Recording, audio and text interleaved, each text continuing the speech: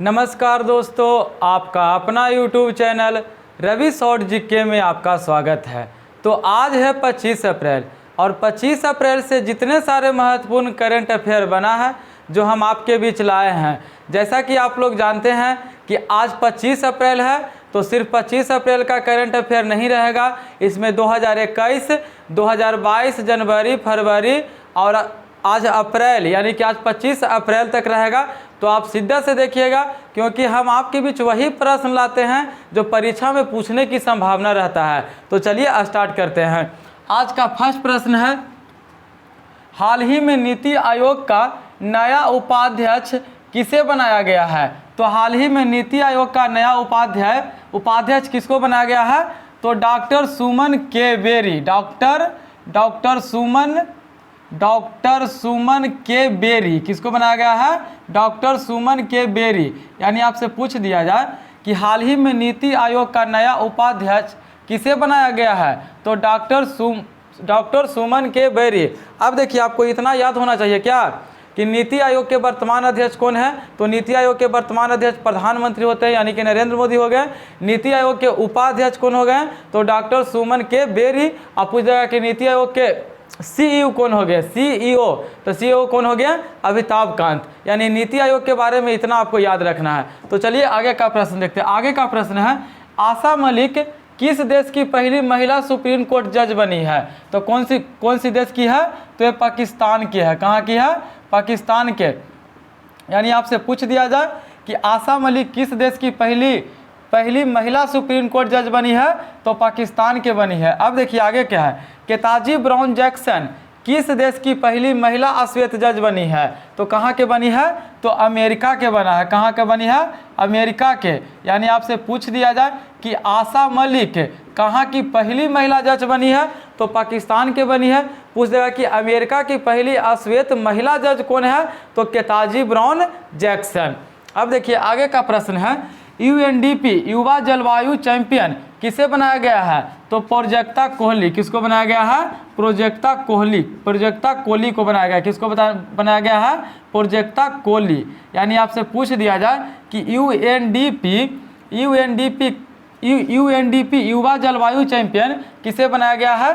तो प्रोजेक्टा कोहली। किसको बनाया गया है? प्रोजेक्टा कोहली। अब देखिए जो आगे का प्रश्न है बहुत ही अति महत्वपूर्ण है। जैसा कि हम बताते हैं कि आज 25 अप्रैल है, तो सिर्फ 25 अप्रैल का करंट अफेयर नहीं रहेगा, 2022 जनवरी का भी रहेगा, 2021 का भी रहेगा। तो देखिए, वित्त मंत्री निर्मला सीतारमण ने केंद्रीय बजट 2022-23 पेश करते हुए वर्चुअल डिजिटल परिसंपत्तियों के हस्तांतरण पर कितने प्रतिशत टैक्स लगाने की घोषणा किया है? तो 30%। कितना प्रतिशत?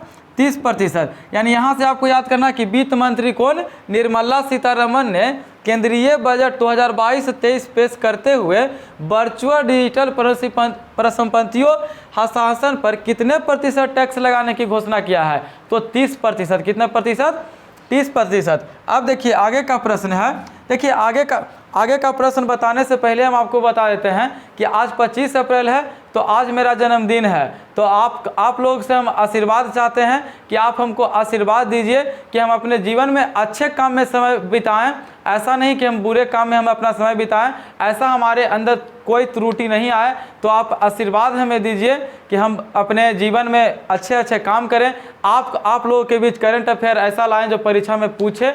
आप लोग के लिए भी हम अच्छे काम करें। तो आप हमारे लिए इतना कर सकते हैं कि आप हमारे लिए थोड़ा सा भाई को आशीर्वाद दीजिए कि अपने जीवन में उन्नति करें और आपको भी उन्नति कराए। तो चलिए आगे का प्रश्न देखते हैं। आगे का प्रश्न है कि हाल ही में किस केंद्र शासित प्रदेश ने ग्रामीण विकास और पंचायती राज विभाग ने जन निगरानी ऐप लॉन्च किया है? तो कौन किया है? जम्मू कश्मीर। कौन किया है? जम्मू कश्मीर। यानी आपसे पूछ दिया जाए कि जन निगरानी ऐप किसने लॉन्च किया है? तो जम्मू कश्मीर में, जम्मू कश्मीर राज्य ने। कौन जारी किया है? जम्मू कश्मीर। देखिए इतना बड़ा प्रश्न है कि हाल ही में किस केंद्र शासित प्रदेश ने ग्रामीण विकास और पंचायती राज विभाग ने जन निगरानी ऐप लॉन्च किया है। इतना याद करने का क्या जरूरी है? वन लाइनर इसको बना देंगे कि जन निगरानी ऐप का संबंध किस राज्य से है? तो जम्मू कश्मीर से है। क्या चीज़ से है? जम्मू कश्मीर से है। अब देखिए परसों ही आपको बताए हैं 2 दिन पहले कि पंचायती राज दिवस के लिए चुनी गई पंचायत कौन है? तो पंचायती राज दिवस के लिए चुनी गई पंचायत पल्ली पंचायत है। क्या कौन पंचायत है? पल्ली पंचायत है। और पल्ली पंचायत कहाँ में है? तो पल्ली पंचायत है कहाँ? जम्मू कश्मीर में। कहाँ में है? जम्मू कश्मीर। यानी आपसे पूछ दिया जाए कि पंचायती राज दिवस के लिए चुनी गई पंचायत कौन सा है? तो पल्ली पंचायत। और पल्ली पंचायत कहाँ में है? तो जम्मू कश्मीर में है। कहाँ में है? जम्मू कश्मीर में। अब देखिए आगे है सतर्क ऐप। सतर्क ऐप का संबंध किस राज्य से है? तो सतर्क ऐप का संबंध जम्मू कश्मीर से है। कहाँ से है? जम्मू कश्मीर से। यानी जे के लिख देते हैं। अब देखिए दिशांक ऐप। दिशांक ऐप का संबंध किस राज्य से है? तो दिशांक ऐप का संबंध कर्नाटक से है। कहाँ से है?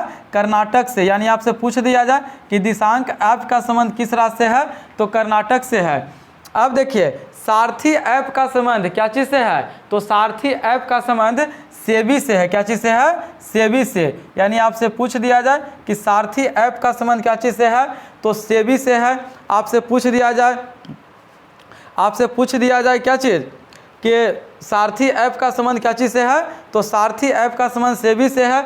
और पूछ दिया जाए कि मनी ऐप का संबंध क्या चीज़ से है? तो मनी ऐप का संबंध आरबीआई से है। क्या चीज़ से है? आरबीआई से है। आरबीआई। अब आपको बताए थे कि आरबीआई के गवर्नर कौन है? शक्तिकांत दास। और शक्तिकांत दास के में गवर्नर है? तो 25वें गवर्नर है। यानी कि देखिए 2-4 है जो मतलब कि क्या चीज़ ऐप जो याद रखना है कि जन निगरानी ऐप का संबंध किस राज्य से है? जम्मू कश्मीर से है। सतर्क ऐप का संबंध किस राज्य से है? जम्मू कश्मीर से है। दिशांक ऐप का संबंध किस राज्य से है?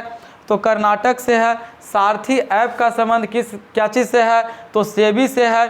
अब मनी ऐप का संबंध किस से है? तो आरबीआई से है। अब देखिए जब सेबी का बात आ गया है तो सेबी के जब बात आता है तो हम आपको बताते हैं कि सेबी की वर्तमान महिला अध्यक्ष, पहली महिला अध्यक्ष कौन बनी है? तो माधवीपुरी बुच। कौन बनी है? माधवीपुरी बुच। यानी इतना आपको याद रखना है। अब देखिए जो भी हम प्रश्न आपके बीच लाते हैं तो आपको देखने से पता चलता होगा कि हम कैसा लाते हैं। अगर वीडियो अच्छा लगता है तो आप अपने दोस्तों के पास शेयर कीजिए। और हमारे चैनल पर पहली बार हैं तो चैनल को सब्सक्राइब कीजिए और वीडियो को लाइक कीजिए। तो चलिए आगे का प्रश्न देखते हैं। आगे का प्रश्न है हाल ही में इन्विक्स गेम्स 2022 का आयोजन कहाँ में होगा? तो हेग में होगा। हेग। कहाँ में? हेग में। हेग कहाँ में है? तो नीदरलैंड में है। कहाँ में है? नीदरलैंड। यानी आपसे पूछ दिया जाए कि हाल ही में इन्विक्टिक्स गेम का आयोजन कहाँ में होगा? तो हेग में होगा। हेग कहाँ में है? तो नीदरलैंड में है। कहाँ में है? नीदरलैंड। अब देखिए तो हम लोग तो जान गए कि 2022 का होगा हेग नीदरलैंड में, लेकिन आपसे पूछ दिया जाए कि 2023 इन्विक्टिक्स गेम का कहाँ में होगा? तो ये पेरिस में होगा। कहाँ में होगा? पेरिस में होगा।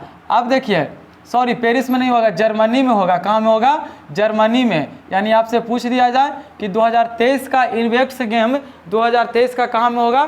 तो जर्मनी में होगा। 2022 का कहाँ होगा? तो हेग में होगा। द हेग कहाँ में है? तो नीदरलैंड में है। अब देखिए आगे है 2024 ओलंपिक का आयोजन कहाँ में होगा? तो 2024 जो ओलंपिक होने वाले हैं जिसका आयोजन होगा पेरिस में। कहाँ में होगा? पेरिस में होगा। यानी आपसे पूछ दिया जाए कि 2024 ओलंपिक का आयोजन कहाँ में होगा? तो पेरिस में होगा। अब देखिए 2020 ओलंपिक का आयोजन कहाँ में हुआ था? तो 2020 ओलंपिक का आयोजन टोक्यो में हुआ था। कहाँ में हुआ था? टोक्यो में। और टोक्यो कहाँ में है? तो टोक्यो जापान में है। अब देखिए आगे का प्रश्न है कि 2022 कॉमनवेल्थ गेम्स कहाँ में होगा? तो बर्मिंघम में होगा। कहाँ में होगा? बर्मिंघम। अब बर्मिंघम कहाँ में है? बर्मिंघम कहाँ में है? तो इंग्लैंड में है। कहाँ में है? इंग्लैंड में। यानी आपसे पूछ दिया जाए कि 2022 कॉमनवेल्थ गेम्स का आयोजन कहाँ में होगा? तो बर्मिंघम में होगा। अब बर्मिंघम कहाँ में है? तो इंग्लैंड में है। अब देखिए 2022 फीफा वर्ल्ड कप कहाँ में होगा? तो 2022 फीफा वर्ल्ड कप होगा कहाँ? कतर में होगा। और कतर कहाँ में है? तो दोहा में है। यानी आपसे पूछ दिया जाए कि 2022 फीफा वर्ल्ड कप कहाँ में होगा? तो कतर में होगा। और कतर कहाँ में है? तो दोहा में है। अब देखिए जैसे ही फीफा का नाम आ गया तो आपको बताए थे कि फीफा वर्ल्ड कप पहली बार करा रही है भारतीय कोई कंपनी। कौन कंपनी? बायजूस कंपनी। कौन करा रही है? बायजूस कंपनी करा रही है। अब देखिए आईसीसी जो 2022 वोमेन वर्ल्ड कप हुआ था, यानी कि महिला वर्ल्ड कप हुआ था, उसका आयोजन कहाँ में हुआ था? तो महिला वर्ल्ड कप 2022 का आयोजन न्यूजीलैंड में हुआ था। कहाँ में हुआ था? न्यूजीलैंड में। अब देखिए, हम आपको कई बार बताए हैं कि आईसीसी 2022 वर्ल्ड कप का आयोजन तो न्यूजीलैंड में हुआ है था। केमे संस्करण था तो ब्राह्मी संस्करण था। विजेता टीम कौन था? तो विजेता टीम ऑस्ट्रेलिया था। क्या कौन था? ऑस्ट्रेलिया। और उप विजेता टीम कौन था? तो न्यूजीलैंड था। कौन था? न्यूजीलैंड। यानी इतना आपको याद रखना है कि आईसीसी 2022 वुमेन वर्ल्ड कप हुआ था न्यूजीलैंड में, 12वें संस्करण का हुआ था, जिसमें विजेता टीम ऑस्ट्रेलिया था और उप विजेता टीम कौन था? तो न्यूजीलैंड था। अब देखिए आगे का है, हाल ही में विनाशकारी उपग्रह पर प्रतिबंध लगाने वाला दुनिया का पहला देश बन गया है। तो कौन बन गया है? तो पहला देश बन गया अमेरिका बन गया है। कौन बन गया है? अमेरिका बन गया है। यानी आपसे पूछ दिया जाए कि दुनिया का पहला देश कौन बन गया जो विनाशकारी उपग्रह पर प्रतिबंध लगाने वाला बन गया है? तो कौन बन गया है?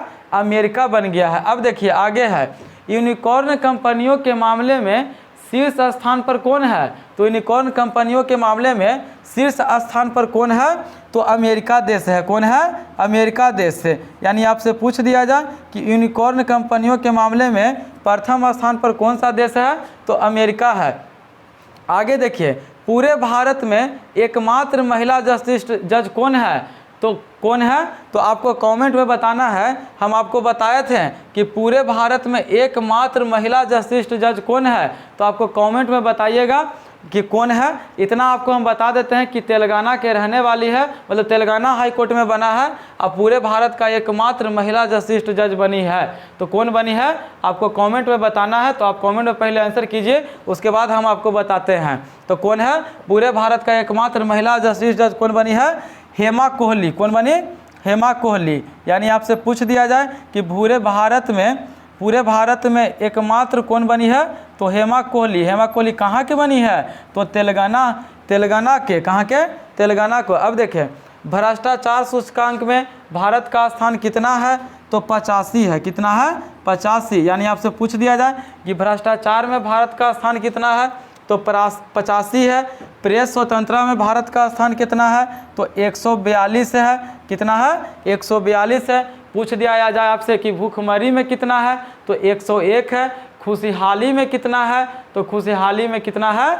136 है। यानी इतना आपको याद रखना है सूचकांक। अब देखिए आगे का प्रश्न है, भारत के मुख्य आर्थिक सलाहकार कौन होंगे? हम इतना बार आपको बता रहे हैं कि अगर हमारा वीडियो आप अगर बार बार देखते होंगे तो आपको याद हो जाता होगा। आपको न लिख कर सिर्फ सुनते होंगे डेली, क्योंकि आज का करंट अफेयर तो रहता ही है, उसमें हम आपको कई पीछे वाला रिवाइज कराते हैं। अध्यक्ष कई बार करा। देखिए अब है, भारत के मुख्य आर्थिक सलाहकार किसको बनाया गया है? तो अनंत नागेश्वरन। किसको बनाया गया है? अनंत नागेश्वरन। यानी आपसे पूछ दिया जाए कि भारत के मुख्य आर्थिक सलाहकार कौन है? तो अनंत नागेश्वरन। कौन है? अनंत नागेश्वरन। अब देखिए, भारत का पहला ग्राफीन नवचार केंद्र कहाँ में खोला गया है? तो केरल में खोला गया है। कहाँ में खोला गया है? केरल में। यानी आपसे पूछ दिया जाए कि भारत का पहला ग्राफीन नवचार केंद्र कहाँ में खोला गया है? तो केरल में खोला गया है। आपको हम कई बार बताते हैं कि डुगोक संरक्षण केंद्र कहाँ में खोला गया है? तो तमिलनाडु में खोला गया है। और डुगोक का मतलब क्या होता है? तो समुद्री गाय होता है। एक और आपको बताए हैं क्या कि डॉल्फिन संरक्षण केंद्र कहाँ में खोला गया है? तो बिहार के राजधानी पटना में खोला गया है। कहाँ में खोला गया है? पटना में खोला गया है। अब देखिए आगे का प्रश्न है, हाल ही में विजन ने किन 2 भारतीय खिलाड़ी को वर्ष 2022 के लिए क्रिकेटर ऑफ द ईयर चुना गया है? तो यानी कि क्रिकेटर ऑफ द ईयर कौन? विजन ने क्रिकेटर ऑफ द ईयर 2 भारतीय खिलाड़ी को चुना गया है। तो किसको चुना गया है? तो एक है जसप्रीत बुमराह और एक है रोहित शर्मा। कौन है? एक जसप्रीत बुमराह और एक रोहित शर्मा। टोटल 5 खिलाड़ी के चुना गया है, लेकिन पाँचों हमारे लिए महत्वपूर्ण नहीं है, इसलिए हम आपको नहीं बता रहे हैं। आप 2 याद रखिए कि 2 भारतीय चुना गया है, एक है जसप्रीत बुमराह और एक है रोहित शर्मा। कौन है? रोहित शर्मा। यानी आपसे पूछ दिया जाए कि हाल ही में विजन ने किन 2 भारतीय खिलाड़ी को वर्ष 2022 के लिए क्रिकेटर ऑफ द ईयर चुना है? तो किसको चुना है? रोहित शर्मा और जसप्रीत बुमराह। किसको? जसप्रीत जसप्रीत बुमराह, बुम बुम बुमराह होता है ना, वो बुमराह, यानी आपसे पूछ दिया जाए कि किसको चुना गया है cricketer of the year vision, तो रोहित शर्मा और जसप्रीत बुमराह। टोटल कितने खिलाड़ियों को चुना गया है, तो 5 खिलाड़ियों को। अब देखिए भारत का पहला स्पोर्ट्स यूनिकॉर्न टीम कौन बन गया है, तो CSK यानी कि चेन्नई सुपर किंग।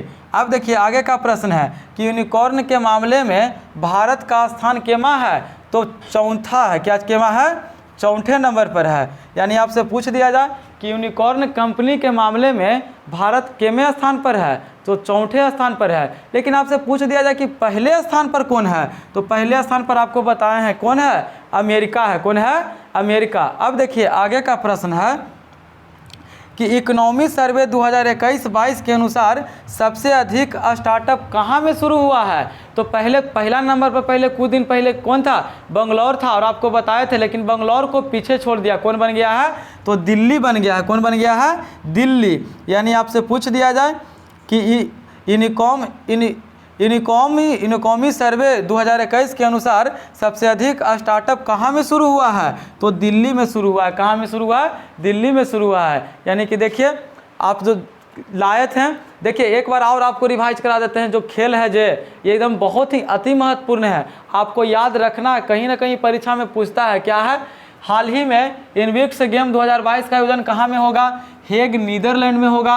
2023 कहाँ होगा, तो जर्मनी में होगा। 2024 ओलंपिक का आयोजन कहाँ में होगा, तो पेरिस में होगा। 2020 ओलंपिक का आयोजन कहाँ में होगा, तो टोक्यो में होगा। 2022 कॉमनवेल्थ गेम्स का आयोजन कहाँ में होगा, तो बर्मिंघम में होगा। बर्मिंघम कहाँ में है, तो इंग्लैंड में है। 2022 फीफा वर्ल्ड कप कहाँ में होगा, तो कतर में होगा।